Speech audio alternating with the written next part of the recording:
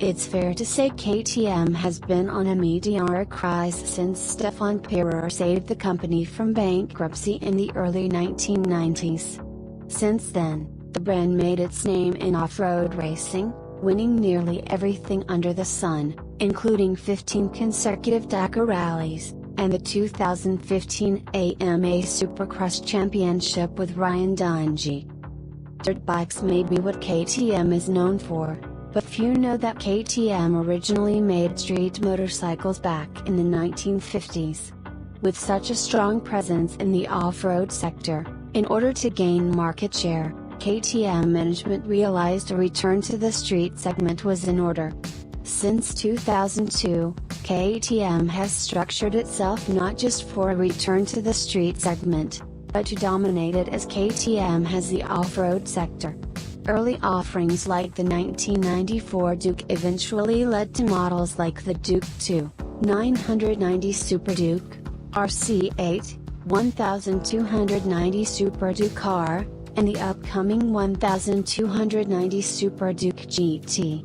This doesn't even include small displacement models like the 125 Duke and 390 Duke produced in partnership with Bajaj in India, which owns a 47% stake in KTM. More models means more success for KTM, resulting in its 24.9% ownership stake in Kiska, the design studio founded by Gerald Kiska, which has designed every KTM for the past 22 years. This growth has also led to a larger staff as well. More than 150 employees have been added to Team Orange since 2010. To celebrate this success, KTM invited journalists from around the world, including yours truly, to its headquarters in Rathhaufen, Austria, to learn more about its street division and get a behind-the-scenes look at the company, its people, and its R&D facility. Never before has KTM opened these doors to outsiders, so come along for a pictorial slideshow of the inner workings of KTM.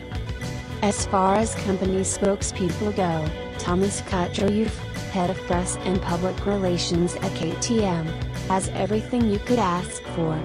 Smart, passionate and enthusiastic, you can tell his excitement about where the company has come, where it is, and where it's going isn't fabricated. He eats, sleeps, and breathes KTM's ready-to-race mantra.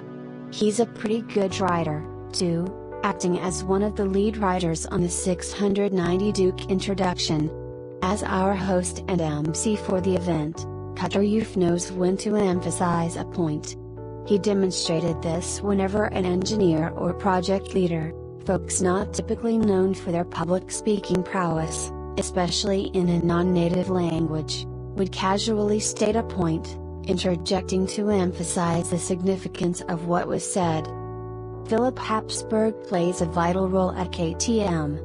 As the VP of Research and Development, he oversees all of KTM's projects, meaning he's also the boss of most those people you see in the background.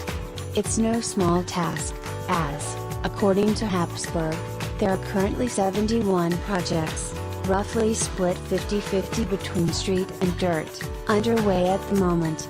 And that doesn't include the 10 to 15 innovation projects also underway. These projects aren't tied to any particular model. Rather, they are used to test and/or verify technologies that could see their way into future models. Habsburg's story at KTM begins 17 years ago, when he joined KTM to work on the LC4 engine. He was later promoted to oversee all chassis development before being pushed up once again to his current position as VP of R&D. When he started, R&D consisted of 38 people. Today that number has exploded to 398, split between 4 divisions, off-road, street, engine, and components, and 15 departments, housed in KTM's dedicated R&D facility, built in 1999, that spans 114,097 square feet. For 2015, R&D was allotted a budget of €50 million, roughly $54 million at current exchange rates, which accounts for 5.5% of the company's total revenue. Apart from the dedicated R&D facility in Austria, KTM is able to conduct testing for special circumstances almost anywhere in the world.